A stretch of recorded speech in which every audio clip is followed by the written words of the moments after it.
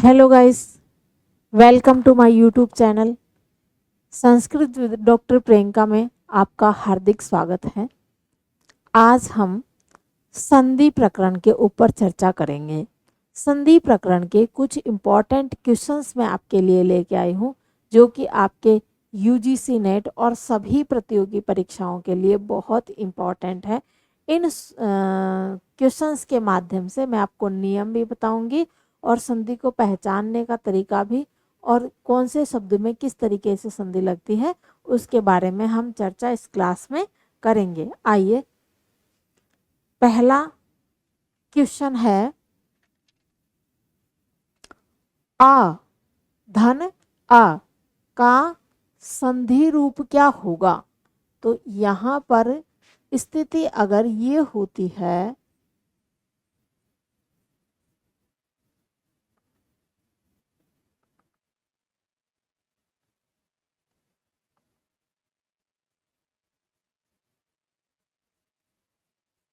तो यहाँ पर ये नियम हो जाता है। ये अका सवर्ण दीर्घ है, इस सूत्र के माध्यम से सवर्ण दीर्घ हो जाता है। कहने का मतलब क्या है कि यहाँ पर और नियम इस तरीके से बनाए जा सकते हैं कि आ धन आ होगा तब भी आ ही होगा, और अगर आ धन आ होगा तब भी नियम में क्या होगा, दीर्घ हो जाएगा। और अगर आ धन आ अर्थात ह्रस्व रहा तब भी दीर्घ आदेश हो जाएगा। तो ये क्या हो जाएगा, दीर्घ संधि का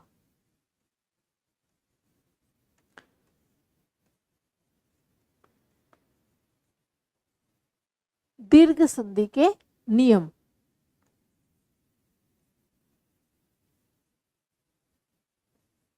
अब दुनिया में जितने भी उदाहरण है ना, उन सबको घटा लो, दीर्घ संधि में यही प्रक्रिया होगी कि आप जब भी कोई शब्द लिखेंगे तो शब्द के अंत में और सेकंड शब्द के प्रारंभ में आपको ये स्थिति मिले तो वहां पर परिवर्तन आपको ये करना है, तो ये दीर्घ संधि हो जाएगा। आगे चलिए, यहाँ पर अगला प्रश्न है, आ धन ई से क्या बनता है? तो यहाँ देखिए, आ अभी हमने एक वीडियो में पिछली वाली वीडियो में देखा था कि इसका हमने सूत्र भी, संज्ञा सूत्र भी पढ़े। अब ये संधि पे आ जाइए, तो ये गुण संधि का है, तो आदेंग गुण है से हो जाएगा। अब यहाँ पर देखो स्थिति क्या बोल रहा है कि आ के बाद में अगर ई हो तो क्या बनेगा, ए बन जाएगा। कैसे? अगर आ के बाद अगर ऊ हो तो क्या बन जाएगा, ओ बन जाएगा। ठीक है। और अगर आ के बाद री हो तो अर हो जाएगा, और आ के बाद में अगर लरी हो तो अल बन जाएगा। ठीक है। तो आ से आ या आ का ग्रहण होता है। ठीक है, आ या आ का ग्रहण होता है अच से। तो ये गुण संधि का उदाहरण हो जाएगा और ये स्थिति यहाँ पर बन जाएगी। नेक्स्ट चलिए, आ धन ऊ से क्या बनता है? देखो मैंने पिछले वाले क्वेश्चन में समझाया, इसमें आ गया।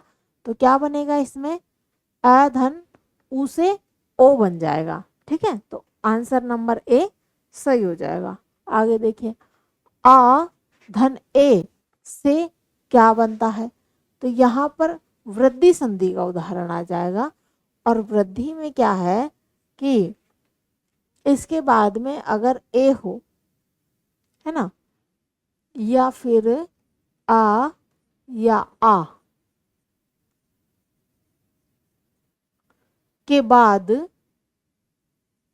ओ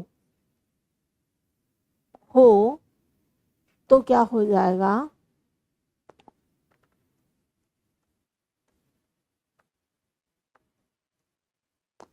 ये दो वृद्धि संज्ञक वर्ण है।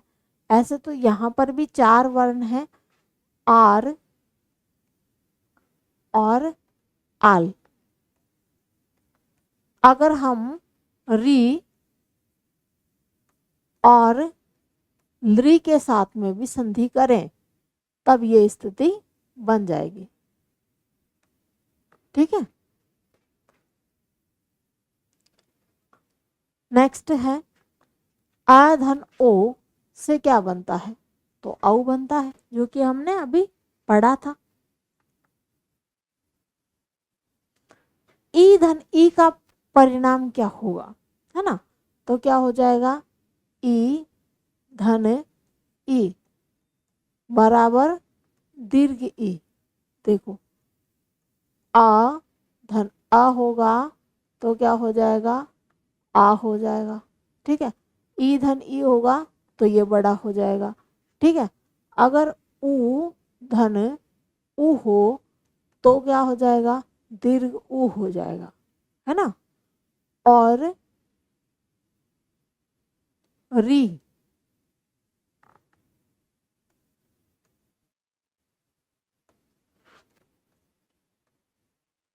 धन री हो तो भी क्या हो जाएगा, दीर्घ री हो जाएगा। ठीक है। तो यहाँ पर क्या नियम बन गया, समान स्वर के बाद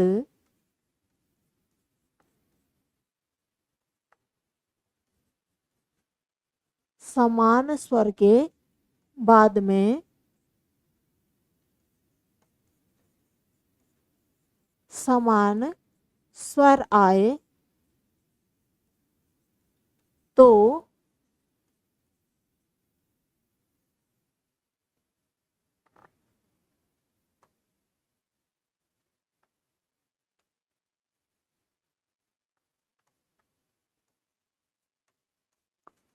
दीर्घ संधि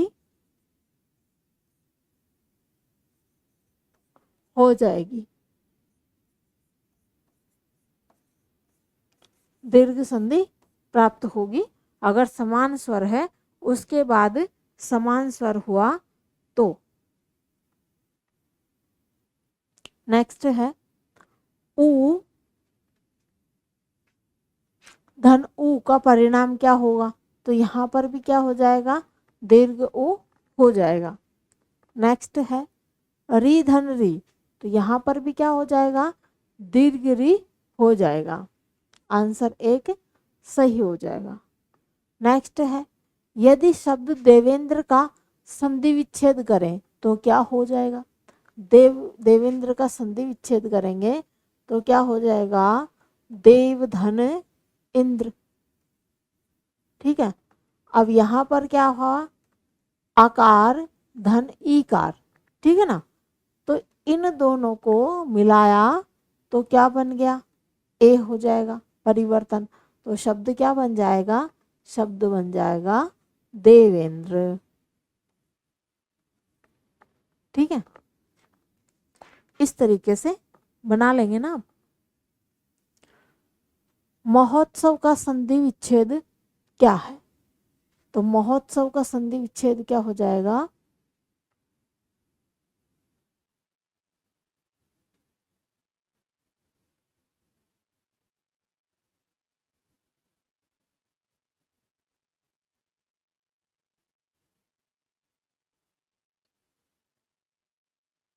यहाँ पर व्यंजन संधि है, महत धन उत्सव बनाया गया है।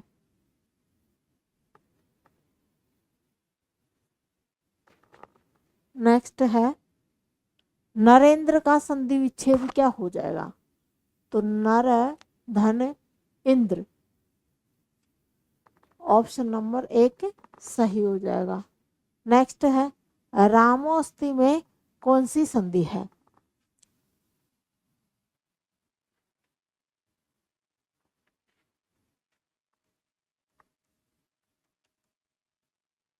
रामोधन अस्थि मिला देंगे तो ये जो आकार है ये इसके जैसा हो जाएगा, तो यहाँ पर अवग्रह का चिन्ह हो जाएगा, तो यहाँ पूर्व रूप संधि हो जाएगी। नेक्स्ट है इको यणची सूत्र किस संधि से जुड़ा है। तो देखिए इक क्या है,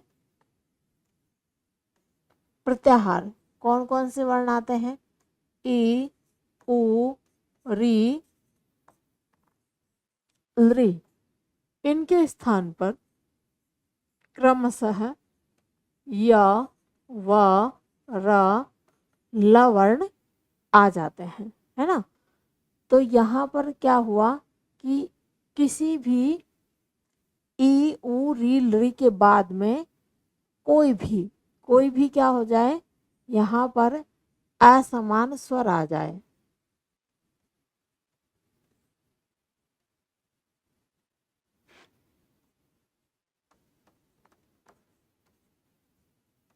असमान स्वर आने पर ये 4 वर्णों में बदल जाता है।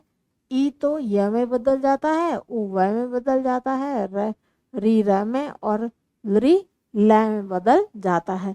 तो यहाँ पर क्या हो जाएगा, इको यणची सूत्र किस संधि से जुड़ा है, तो यण संधि से जुड़ा हुआ है। नेक्स्ट देखिए, यदि ई के बाद स्वर आए तो ई का आदेश क्या हो जाएगा, तो ई के बाद में स्वर आए तो ये आदेश हो जाएगा। ठीक है, ई के स्थान पर, स्थानीय है ये तो स्थान पर हो जाएगा। ठीक है, यदि ऊ के बाद स्वर आए तो क्या होगा, वह हो जाएगा क्योंकि ये भी स्थानीय है। ठीक है, यदि री के बाद स्वर आए तो री का क्या हो जाएगा, र हो जाएगा, ये भी स्थानीय है। टी के स्थान पर र वर्ण हो जाएगा। यदि लृ के बाद कोई स्वर आए तो लृ को ल आदेश हो जाएगा, ये भी स्थानीय वर्ण है। ठीक है, आगे चलिए, गुरु उपदेश का सही रूप क्या है, तो यहाँ पर हो जाएगा गुरु उपदेश। ठीक है, आंसर नंबर 1 सही हो जाएगा। नेक्स्ट है अयादि संधि किससे संबंधित है, तो अयादि संधि किससे संबंधित है, यहाँ पर कहा कि ए ओ ऐ औ की अयादि संधि होती है। एक को अय आदेश होता है, ओ को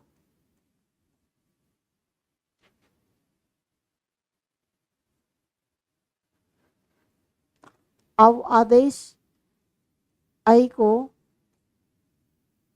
आय आदेश और औ को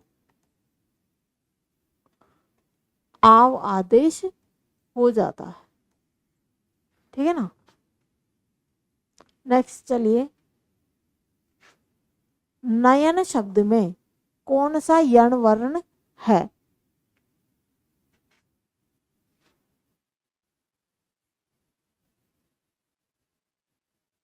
तो यहां पर यह वर्ण हो जाएगा। आगे चलिए, सज्जन शब्द किस संधि का उदाहरण है ना, तो विच्छेद क्या हो जाएगा, सत धन जन। ठीक है ना। अब यहां पर त को क्या हो गया, जस तो हो गया द, और फिर यहां पर इच्युत तो हो गया, तो ये आधे जय में परिवर्तित हो गया सज्जन। इस तरीके से त को ज वर्ण हो जाएगा। तच्चर तच्चरितम में कौन सी संधि है, तो यहां पर भी व्यंजन संधि है, तद धन चरितम।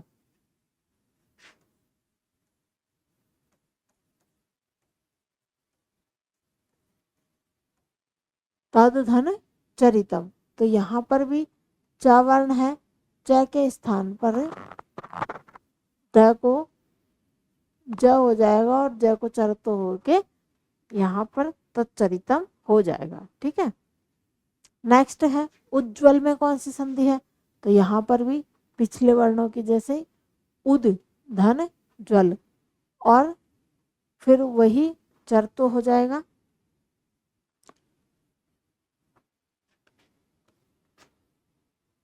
जगन्नाथ का संधि विच्छेद क्या है? जगत धन नाथ।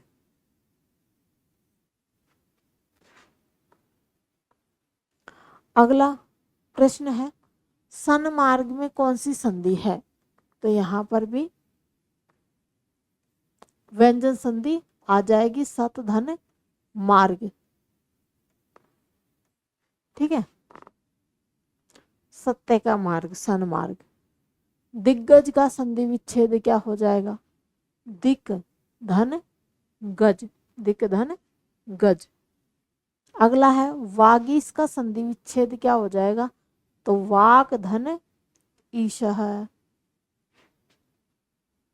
कौन सी संधि हो जाएगी यहाँ पे? दीर्घ संधि। संधि का नाम क्या हो जाएगा? दीर्घ संधि।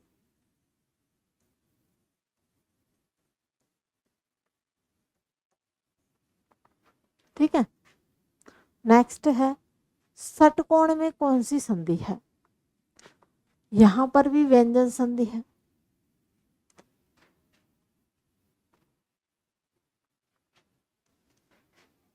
व्यंजन संधि में कौन सा हुआ?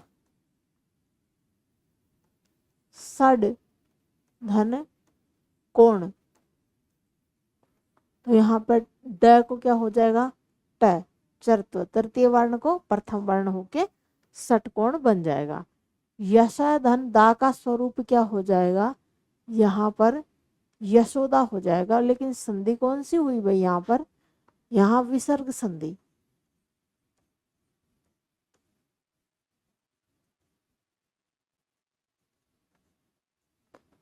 विसर्ग संधि हो जाएगी। नेक्स्ट है मनहधर हर। तो इसका भी मनोहर हो जाएगा। इसमें भी कौन सी संधि है? विसर्ग संधि।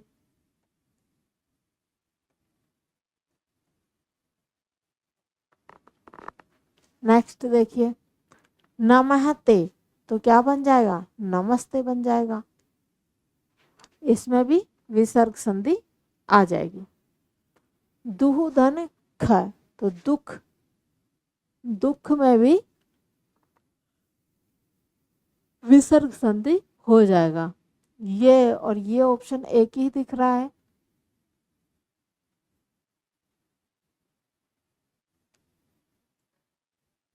ना, टाइपिंग में मिस्टेक होगी। निधन शुल्क है। तो यहां पर हो जाएगा निशुल्क। यहां भी विसर्ग संधि की प्राप्ति हो रही है। नेक्स्ट है अंतः धन पुर है। तो अंतपुर हो जाएगा पहला वर्ण। इसमें भी विसर्ग संधि की प्राप्ति हो रही है। अगला है बहिधन गमनम। तो बहिर्गमनम क्या हो जाएगा? बहिर्गमनम। यहां पर भी विसर्ग संधि है। ठीक है, विसर्ग का र। तो बहिर र को ऋतु विसर्ग किया तो ऋतु विसर्ग के बाद में यहाँ पर विसर्ग संधि हो जाती है। अलग से पूछे तो ऋतु विसर्ग भी हो जाएगा। अगर ऋतु विसर्ग ऑप्शन में नहीं है तो फिर ये विसर्ग संधि का उदाहरण हो जाएगा। निधन रोग। तो यहाँ पर निरोग ये शब्द बन जाएगा। पुनः धन जन्म। तो क्या हो जाएगा इसका? पुनर्जन्म। यहाँ पर भी विसर्ग संधि आ जाएगी। ठीक है, अधः धन गति। तो क्या हो जाएगा इसका? अधोगति, अधोगति। ठीक है, इसमें भी कौन सी संधि है? विसर्ग संधि है। स्वर संधि के कितने मुख्य भेद माने जाते हैं? तो स्वर संधि के देखो दीर्घ, गुण, वृद्धि, यण, अयादि। ये मुख्य रूप से, ऐसे तो इसके और भी भेद है, 8 भेद है इसके, लेकिन मुख्य रूप से कहा कि ये भेद होते हैं। नेक्स्ट है गुण संधि में आ धन री बराबर क्या बनता है? आर बनता है ना। देखो आ धन री तो क्या बन जाता है यहाँ पर? अर्गुण हो जाता है। ठीक है, अगर अ या आ के बाद री हो तो वहां पर आर, ये अगर होगा तो क्या हो जाएगा, वृद्धि हो जाएगी, और ये अगर होगा तो वहां पर क्या हो जाएगा, गुण हो जाएगा। ठीक है, नेक्स्ट है वृद्धि संधि में आ धन आई तो बराबर क्या बनेगा, आई बनेगा, है ना, क्योंकि वृद्धि संज्ञक वर्ण भी 4 है और गुण संज्ञक वर्ण भी 4 है। आ धन ए, देखो ए धन अ का अयादि रूप क्या है, तो अयादि रूप अभी हमने बनाया था, है ना, तो ए का अय बन जाएगा। ओ धन अ का अयादि रूप क्या हो जाएगा, तो यहाँ पर औ अयादि का रूप हो जाएगा, बन जाएगा। ठीक है, ए धन अ का अयादि रूप क्या हो जाएगा, आय हो जाएगा, आई का आय, ए का आय, है ना, ओ का औ और औ का आव आदेश हो जाता है। औ धन अ का अयादि रूप क्या हो जाएगा, तो औ का क्या हो जाएगा, आव हो जाएगा। ठीक है, अयादि संधि इसमें भी प्राप्त है। और संधि का विलोम क्या है, संधि, संधि यानी क्या होता है, जो शब्द है ना संधि, संधि का मतलब क्या है, मेल, है ना, तो इसका विलोम क्या होगा,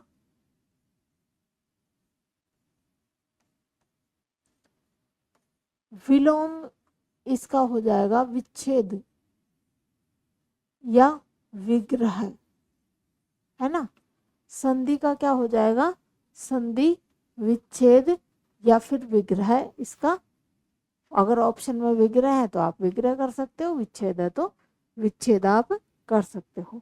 संस्कृत व्याकरण में संधि का अर्थ क्या होता है, तो क्या होता है, मेल होता है। ठीक है ना,